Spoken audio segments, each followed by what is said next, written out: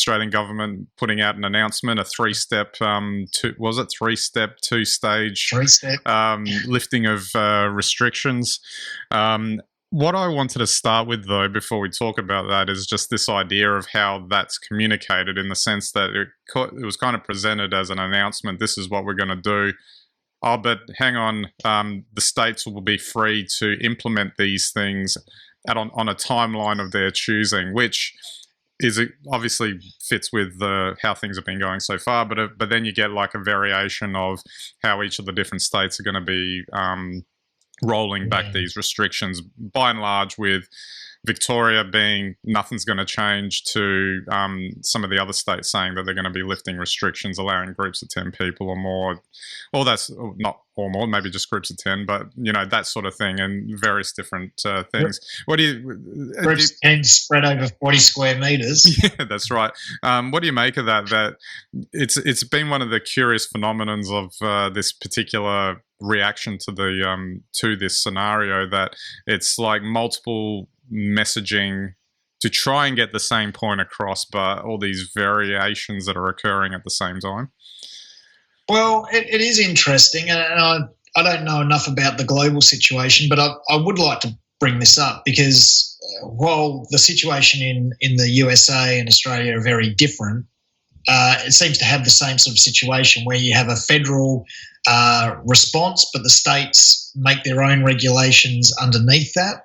And I'm not sure in Europe if it's been the same, whether particularly in Germany, like the government, the federal government, there makes one rule and it's universal. I don't know if there are differences in the provinces in various European countries, but it is, as you point out, a really interesting situation because it shows some regard that the federal government doesn't have a completely,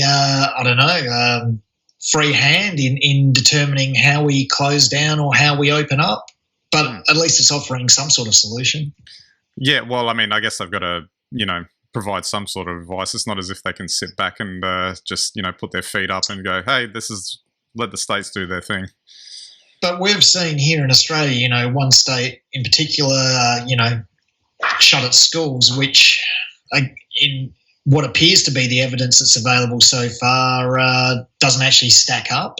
And, that state may be maintaining their restrictions now as well, while other states open up. And I don't know, is this a point where the expert nature and discussions around how we go about trying to return to some sort of normality is fraught because there's different opinions on how it should be done? Absolutely. And there doesn't seem to be a single voice that allows, I don't know, an overarching narrative, perhaps? An overarching narrative, yeah. One of the things I wanted to touch on too is that even regardless of any of that and restrictions get lifted and there's an attempt to try and come back to normal, it's just confidence would be at an all-time low anyway in terms of people wanting to come back out. I mean, okay, the social butterflies aside, of course, that, are dying in captivity, in quarantine at the moment and in lockdown, need to get out there and all that stuff. Those people aside, I'd say there's a vast majority of people that are not going to feel that comfortable just going out again. And there's other issues too. So there'd be staggered returns to workplaces, for instance, but then there's also other issues like in the bigger states, and I'm thinking New South Wales and Victoria in particular, where public transport is so heavily used, and it's like sort of tuna can sardine type thing during peak hour, that makes it almost impossible for people to come in, even if it's allowed under these relaxation of restrictions. And I think this is, these are the kind of the sorts of points I'm trying to make in a pretty scrambled way, but that is a really good point. And we're trying to get back to normality, but there is no normality. We're not going back to how we were, where at least for the next 6 months, even though no one's saying it, having to deal with the threat of corona as an ongoing daily threat, whether or not we see any cases or not. because if it sparks back up, we'll all be locked down again and we'll go through all of this again. So the government's taking a very cautious, probably rightfully so, approach to this. And yet I think it's very hard for the messaging to get across that, it takes 6 months to get through this process, and these step-by-step easings, we'll see some future outbreaks, they're saying. I'll be surprised if that happens, but it may well happen. It's probably prudent that they say it at least.